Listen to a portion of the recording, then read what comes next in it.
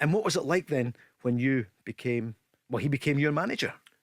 Well, when I went into Celtic, I think I've spoken about it before, but I went into Celtic about 15 years of age full time when you left school. And Tommy and Danny were my heroes, and I used to follow them about like a wee lapdog, because I used to go to the gym and whatever, or what you'd call a gym. It was a frozen stand with a coat on, and they'd be doing sit-ups and press-ups and sitting against the wall. There was no material stuff round about it.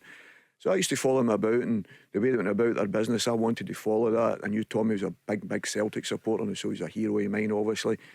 And then we played together for a long time, and then obviously Tommy left, and I thought he shouldn't have left at the time as a player. I said to you before, we started playing left back in a couple of games, and he could have played there standing on his head. Yeah, but he went to Kilmarnock, didn't he? But even at that time at Celtic, he could have the Celtic first team player, absolutely no doubt. So why did that happen? I think the manager's just made his mind up. They wanted to start changing things a little bit, but Tommy went away and got the job. Obviously in the second division with Kilmarnock, done exceptionally there. But the strange thing was, Lorraine and Rosemary spoke every single day to this day. They still do and all that sort of stuff. So that was for hours and hours you could never get through on the phone. But it was interesting when me and Tommy came back as manager, because we used to go on holiday actually together. But then when he came back as manager, I hardly spoke to him. Really? Yeah. Because I just had that respect for him, and I felt a bit awkward to come the summer because the families always went on holiday, and you were saying, I'm going on holiday with the manager here, this doesn't look particularly good, you know what I mean, sort of thing. So it was a wee bit awkward. And Tommy will tell you, I very rarely spoke to him then when he was a manager. That must have been really strange. It was, because I had so much respect for him, but I never ever wanted to cloud his judgment. He was a great supporter of mine, I'll give him his due. He was a fantastic supporter of mine through difficult periods, and obviously when we won the cup, he gave me that time to try and get fit and actually take the gamble and me playing in the cup final, and I know other managers would probably have made the decision prior, but he gave me right up to the last moment. Sorry to interrupt you, because I remember that injury and covered the game 95 against Airdrie. You were brilliant that day. That was unusual.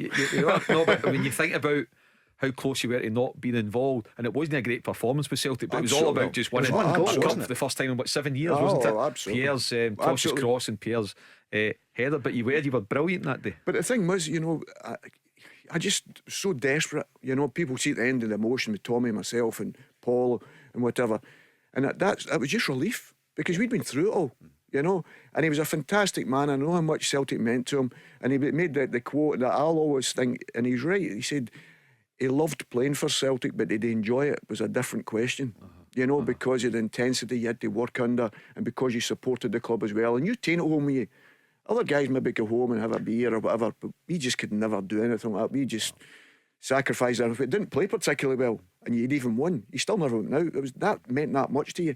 Probably too much. Too much. Probably too much. You think you cared too much? Yeah. All of you. Yeah, we did. Because we'd be sat at night with each other talking, we'd be sitting with our Celtic suits on to midnight after no playing particularly well, even winning. But that's how intense it was. Really? Paul, even when we won, when we didn't think we played particularly well, we'd be sitting there round the table just asking, right, what could we do better to make it better, And listen, the season we lost one game when we were outstanding. I remember the Celtic supporters clapping us at the end of the game, and I said to the players, listen, this is the first and probably the last time this will ever happen when you've not won anything. You're getting to make this never ever happen again. But I could understand why we lost one game that season, but it was an exciting team to watch. I'm going to give you some 96. I'm going to give you some big breaking news in a moment or two. But Peter, do you think that was a blessing or a curse that you all cared so much? And what would you say to players now? Do you say, I want a bit of, they come and go. There's lots of great players who come from wherever, but do they have enough investment in the club emotionally? I think it's completely different now. We were brought up, you've got to understand, both my grandparents ran Celtic supporters buses, so I was brought up, and that was it. I knew what everybody's pain was. At that particular time, it was painful for us as players, so I know how painful it was for the supporters at that particular time. But people ask me, would I change anything? And the answer is no. The suffering I went through wasn't great. I'd have loved to be in a very successful Celtic side, but it wasn't to be. But I had my moment there, and as I say, if I'd have done it once, brilliant. And I was lucky enough to date with the guys, Paul McStay, Tommy Burns, people like that, Danny McGrain, heroes of mine, and I was fortunate enough to pull on the jersey with them. So there's nothing I would complain about. I'd have loved everything to be perfect and win more trophies for sure, but I'd have never changed it for what I got with the guys, and as friends more than even